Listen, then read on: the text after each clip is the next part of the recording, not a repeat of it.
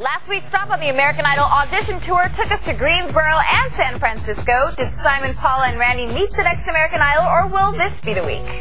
Today we're previewing all the action from Season 5, plus Vonzell is in the house to tell us how she made it to the top 10 last year. Then Season 2 finalist Carmen Rasmussen is dropping by to dish about what it was like competing with Idol powerhouses Ruben and Clay. So sit back, get psyched, because a full hour of Idol chat starts right now.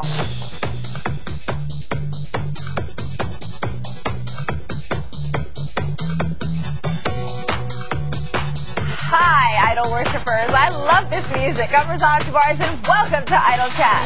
I'm Kimberly Caldwell. Joining us this hour are two of your favorite Idol finalists of all time. But first, it's time to check out the breaking Idol buzz. Just when you think you haven't heard from Season 3 finalist Jennifer Hudson in a while, she lands a starring role in DreamWorks' movie version of the 80s Broadway musical Dreamgirls. The movie also stars heavy hitters Beyonce Knowles, Eddie Murphy, and Danny Glover.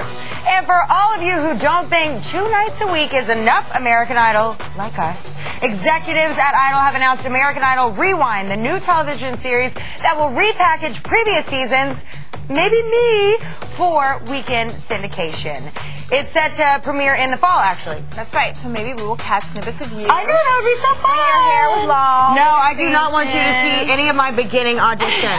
None of my beginning auditions. That's what I want to see. You know what would be really, really funny, though, is if we went back to, like, your first audition on Popstar, my first audition on Idol. No, I don't think we need to do that. I Those wish I would was be wearing spandex. Yeah, you'd have to Now, bribe me. after the premiere of Idol, we didn't think anyone could top Flawless's performance or Tan Girl's ear-piercing vocals. But last week proved us wrong. Yes. Here we go. It's Sabrina. She said Sabrina, the teenage witch. And then she proceeded to hit on Simon. Let me tell you something. Sabrina is singing Lean On Me, and I just want to step on her larynx. I do. I just want to stamp on I'm definitely her going with Simon on this one. She's definitely a little bit more Jerry Springer than Idol. She's got more, like, belly action than Shakira. Lane, oh yeah. Okay, let's talk about Alicia, who I know her as the Blue Flower Girl. She decided to take off her shoes first, then gets down on her knees second, then pulls at her hair third, then fourth, goes into some kind of speech about the ghetto. Well, it was a medley of sorts, actually. Right, it was right. NDRE with a little something else thrown in there. And then, I love the beat poetry, I have to say. I'm going to have to go ahead and agree with you then. Kidding. Yeah, this girl was a little crazy, but she was definitely a character. Understand. You can't understand. I was like, no, I can't. So American Idol would not be American Idol without this girl this season, I have to say. We've got Matthew Wolfie. He sang Measure of a Man. He thinks that he's the next Clay Aiken. He even said this. And as soon as he said that, because so many people say, oh, I'm kind of like Clay Aiken, you know that they're not going to be He good. wasn't even within the realm Can I just say of where that song is supposed to be. Horrible. Nice. All right, moving from the worst bad, to the worst. we do. Moving from bad to the fab, one of our favorite finalists from last season on American Idol. Please give a very warm Idol chat welcome to Vonzell. So happy here. Hey, girl. God, it's so great just to look at you right now because it's therapy after listening again to those contestants. I know. It's like this is a woman with a voice, and those people who are not. Nobody will ever be able to replace you, but we hope that there's somebody that's similarly talented to you. Thank you, on the Kim. show. That means so much coming from you. So how you been, gorgeous? Thank you, beautiful. She's tell me more. Tell me more. Stop. Have you been pretty?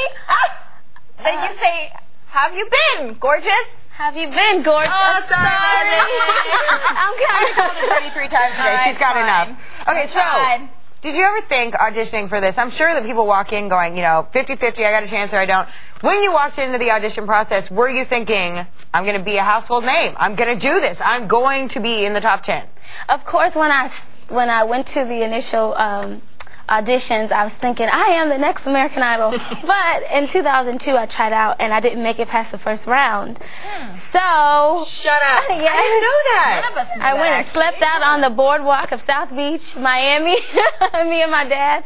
So this time I just went in and I was just like, I'm just going to do my best, and so what if I have to go back home and deliver the mail? But it never happened like that. But they got you this time, didn't they, girl? Why do you think the first time they said no? What was that about? I Did think, you feel like you did a less audition? Your audition was less Not as No, good? I That's think good. Thank you. I think what it was is that my favorite group is Destiny's Child. And I sang a song off their album that What was did you sing, girl? Scrubs? So good. No, that's TLC. Oh my God. Other girl group with 3 girls.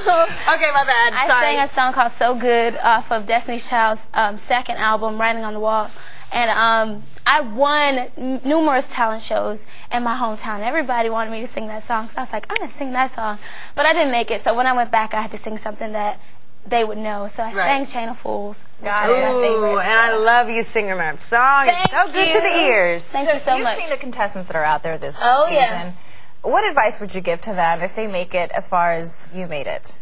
I would just say for contestants out there, just to go for it all and stay focused and just have fun no matter what Simon says. It's so hard to say that. Brush it off and just have fun. Good. It is hard to have fun, though, right? In the time being, it is really hard to just let everything go and just be like, you know, everything's going to happen as it happens. I might as well enjoy it because you're like, I have this one chance. Yeah. So what do you think out of the entire audition process until the time that you left, which was pretty late in the game, what do you think was the hardest thing? What do you think was the scariest thing?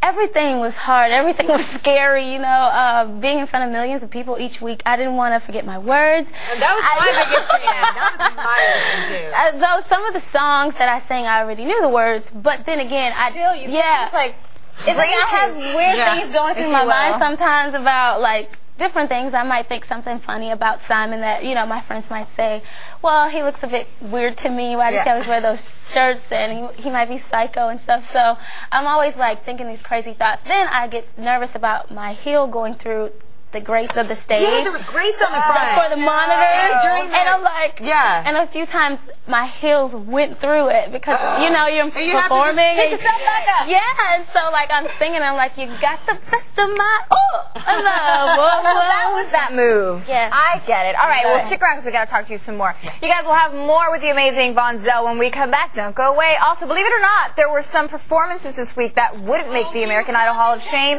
Some of the performances actually really rocked. Speaking of performances that rock, Vonzell, would you sing us to Break, Gorgeous? Just because you said gorgeous. I love her voice.